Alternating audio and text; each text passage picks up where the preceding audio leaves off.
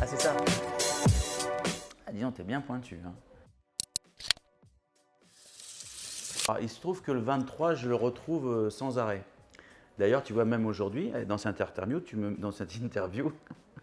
me mets un 23. Voilà. Alors attends, tu sais ce que je vais faire? Parce que, en fait, c'est ça l'idée. C'est que je ne m'attendais pas à ce que tu fasses ça, mais ça m'en fait un supplémentaire.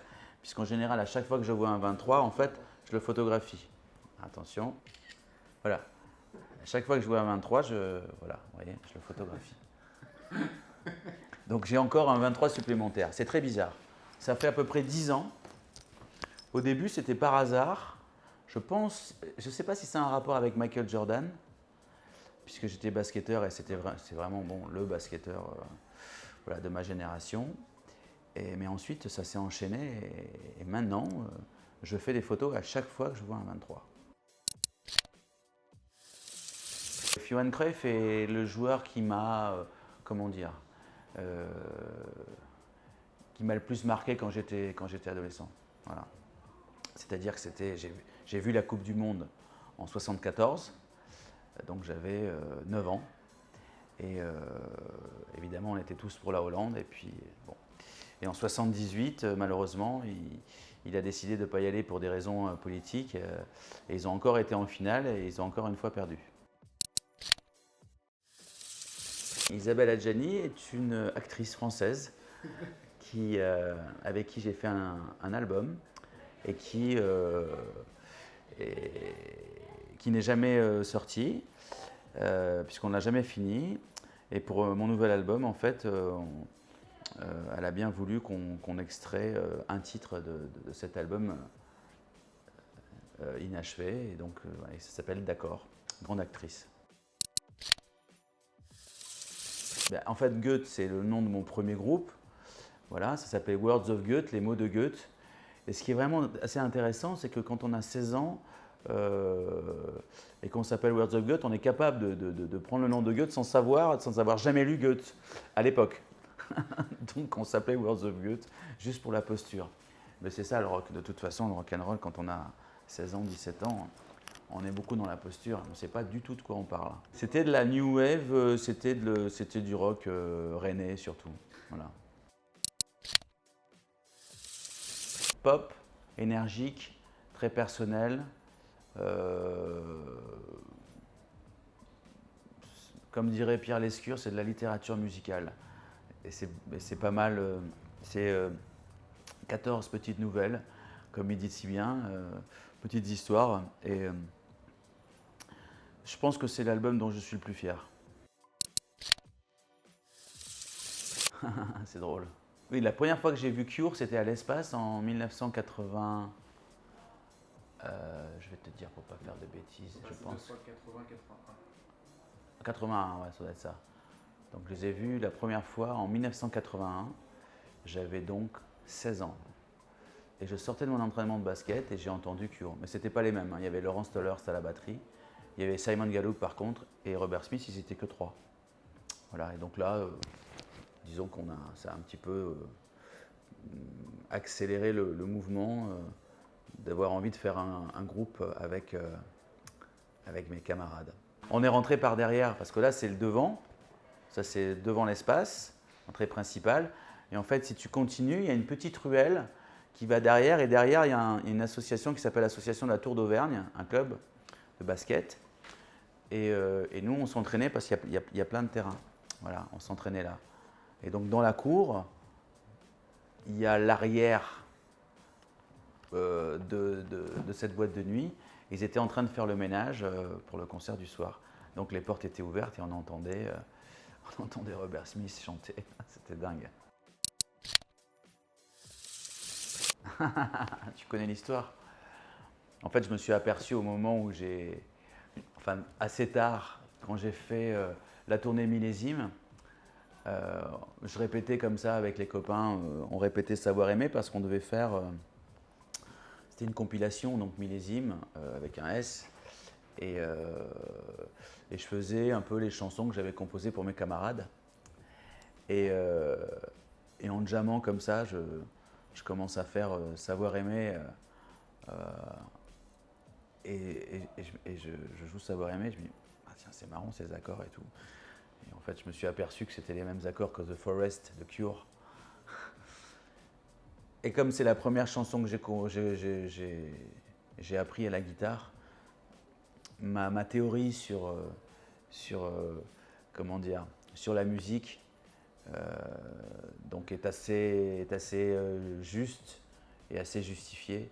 C'est-à-dire que moi j'ai l'impression qu'on n'invente jamais rien, qu'on fait simplement que reproduire des choses mais en les mélangeant.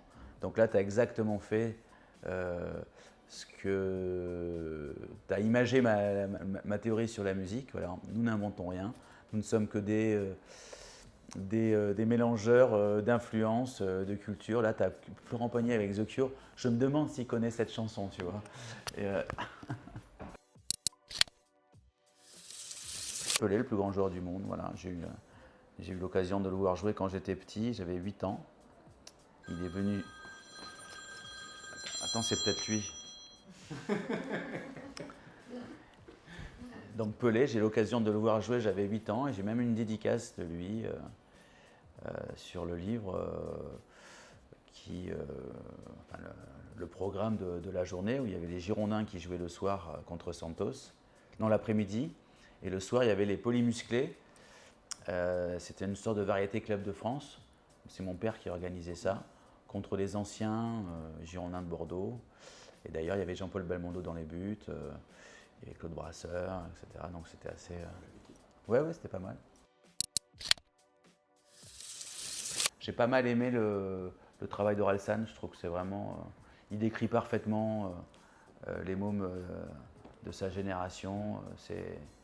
Il est très très juste dans ce qu'il raconte. Mais je collectionne des maillots, des livres. En ce moment, j'achète beaucoup de livres de peinture. J'ai envie de savoir, j'ai envie de comprendre, connaître l'histoire de l'art. Pourquoi le cubisme, pourquoi le symbolisme, pourquoi le fauvisme, pourquoi toutes ces périodes, comment ça a changé, un peu comme la musique en fait. Tu vois, c'est marrant, mais tu as l'impression par exemple que si tu fais un parallèle, c'est que vers 1906-1907, il y a eu les Sex Pistols, quoi. Pour eux, c'est-à-dire il y a eu le cubisme, il y a eu cette bascule qui est, voilà, qui dit adieu aux impressionnistes et qui commence à travailler avec des figures un petit peu différentes. Et donc, voilà, en lisant l'histoire de l'art, on s'aperçoit de tout ça. C'est que finalement, il n'y a que des cycles dans tous les arts, dans toutes les formes d'art. Et c'est vrai que la peinture et la musique, c'est exactement pareil. Ah, dis donc, t'es bien pointu, hein. C'était à Nantes. En fait, il n'y avait pas de scotch de sécurité au bord de la Seine. Et je suis tombé, oui. Mais personne n'a bougé, c'est ça le truc terrible. Tu pensais que c'était une mise en scène ? Exactement. Personne n'a bougé, je suis tombé donc sur le bras comme ça, bam, et le crâne. Et j'étais par terre, mais personne n'était là. C'était au Zénith de Nantes ? Ouais. Est-ce que c'est assez haut ? Est-ce que c'était au Zénith de Nantes ? Non, c'était dans une salle plus petite, j'ai l'impression. Et je suis remonté tout seul. Et voilà, et je leur ai dit, mais attends, mais vous êtes... Et les gens étaient, ouais, super, elle est tombée pour elle, bravo. Voilà, et juste après, donc, j'ai commencé à penser à des effets de scène. Voilà, à chaque fois. Ah oui, mais c'est pas comme ça le mur. Ouais. Non, on est monté dans la 2 chevaux de mon grand-père et on a dévalé une pente en marche arrière et on a défoncé le portail, on a traversé la rue avec le portail et on a défoncé l'autre portail, enfin on a atterri dans le jardin d'en face. Voilà, c'est très sympa comme expérience. Ouais, presque, c'est pas tout à fait ça, mais j'avais un pétard un peu plus à la Robert Smith. Et j'avais la mèche, effectivement. Et c'est vrai que quand j'ai passé mon rattrapage de maths, je suis arrivé avec cette espèce de mèche comme ça en 84. il m'a remis 3. Voilà. Et donc je n'ai jamais pu avoir mon bac à cause sans doute de cette mèche, mais sans doute à cause du fait que j'étais déjà dans la musique et que de toute façon. C'était déjà pris par la passion. Ouais, c'était terminé. Mais bon, les mèches, on a connu. Avant ceux qui en ont maintenant. Merci beaucoup. Merci.